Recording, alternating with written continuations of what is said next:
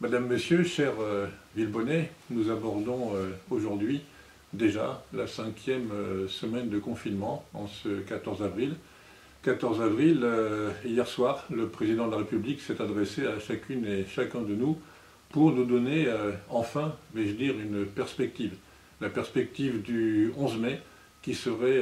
la date de réouverture des écoles, de réouverture des crèches. Et lorsque les écoles rouvrent, lorsque les crèches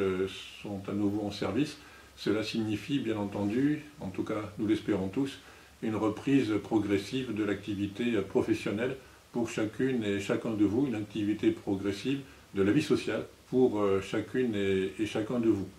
Alors,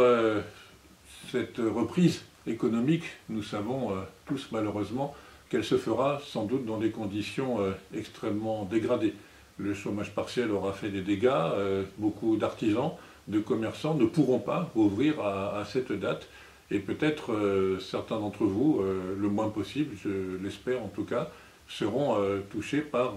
des difficultés économiques beaucoup plus sévères. Ce que je veux vous dire dès ce matin, bien avant la date du 11 mai, c'est que les services de la mairie de Villemont-sur-Yvette, vos élus également, seront aux côtés de celles et ceux qui rencontreraient des difficultés du fait d'une perte partielle ou peut-être malheureusement totale d'emploi liée à ces 9 semaines de confinement, voire plus pour certaines des activités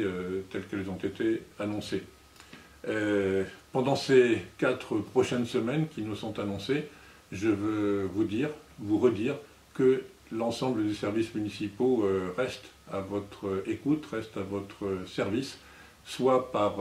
télétravail, c'est le cas de 70 de nos collaborateurs, comme je vous l'ai déjà indiqué, soit directement, je pense encore et surtout, aux centres de loisirs, aux enseignants, je pense également, bien entendu, à tout le secteur social qui veille sur les personnes les plus fragiles, que ce soit nos retraités, les Villebonnais qui souffrent de handicap, ou bien les personnes fragilisées par une situation financière extrêmement compliquée. Un débat est en train de s'ouvrir via les réseaux sociaux. Faut-il que la mairie de Villemont-sur-Yvette, à l'instar de quelques autres villes en France, commande des quantités de masques et puis les distribue à la population? Je veux simplement vous dire que dans une crise telle que celle que nous traversons depuis plusieurs semaines, il ne faut pas jouer les francs-tireurs. Il ne faut pas se croire celui qui détient la vérité, alors que même le chef de l'État a eu l'humilité d'indiquer qu'il ne la possédait pas complètement.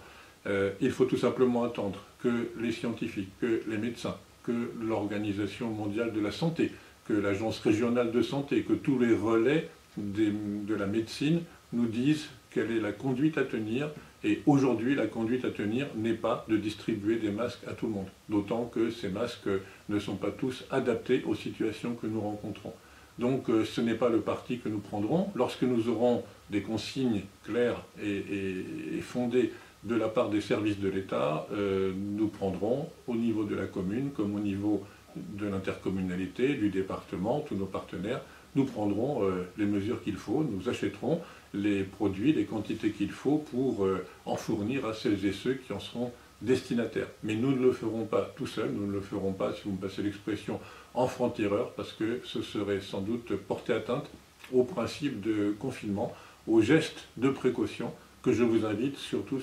à conserver pendant encore les semaines qui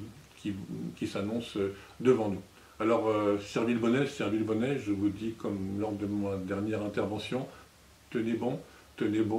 en famille, tenez bon via le téléphone, via les différents moyens de communication, avec celles et ceux qui vous sont proches, entraidez-vous les uns les autres, supportez-vous au sens anglais du terme, hein, aidez-vous les uns les autres avec celles et ceux qui sont dans votre voisinage, prenez des nouvelles les uns des autres et si vous constatiez une difficulté que vous ne seriez pas en mesure de traiter, et bien surtout appelez les services municipaux, appelez la mairie, nous saurons évidemment les traiter, quelle qu'en soit la forme. Bon courage à tous et surtout prenez soin de vous, prenez soin de vos proches. À très bientôt.